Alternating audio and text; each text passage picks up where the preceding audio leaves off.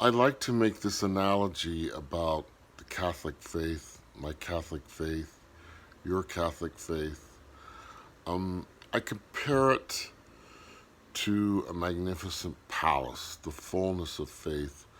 We've been given this incredible treasury, this treasury of truth. And if we could see it for what it is in all its splendor, like a treasure chest just overflowing, we would be dazzled. Um, those that aren't Catholic are like beggars. They're impoverished compared to the kings that Catholics are with all the riches that have been given to us. And it is a responsibility. To whom much is given, much will be required. But we need to be thankful because it's endless riches. That's really what it is. And like I said, I want to compare it to a palace with over 1,000 rooms and endless gardens surrounding the palace.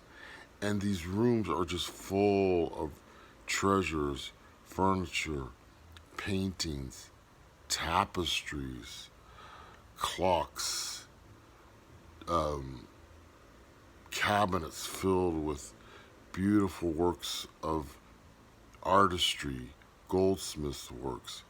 I could go on and on.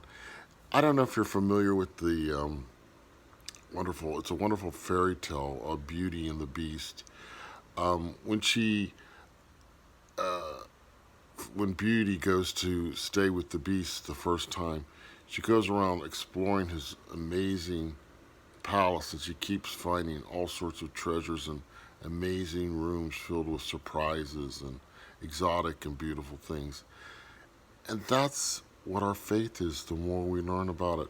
We go from room to room, up and down the stairways of this amazing palace, discovering new things, new ways to look at things. The truths have always been there, given to us by Jesus and through his apostles and disciples and through tradition over 2,000 years. But now we're seeing them from a new perspective with eyes wide open. And we're like children in this amazing palace and running around these spectacular gardens, finding all these beautiful things, these statues, these fountains overflowing with beautiful sparkling water, and all these birds and little animals and creatures. I could just go on and on. I could, like I said, I'm doing this ad lib, but it's an amazing treasure house, the Catholic faith. And those that don't possess it, I feel sorry for. I do, because they're missing out on so much. They don't have the two, they lack the two great pillars of the church. That is the Blessed Sacrament, which is found in the Holy Mass, and Our Lady. These are the two great gifts that were given to us by our Lord. He gave us first Himself under the form of bread and wine in the Eucharist on Holy Thursday when he did the very first Mass. And then the second gift, our beautiful, darling, adorable Mother Mary and Queen, He gave to us as our mother through St. John. And when he said, "Woman, behold thy son, son, behold thy mother," He was giving her to all of us, to all humanity. And these are the two great golden pillars and treasures that non-Catholics don't want, don't accept. So, and that, and the ways that you can describe these things and understand these things are throughout the palace, in all these rooms and all these treasures. And we have a lot to be thankful for.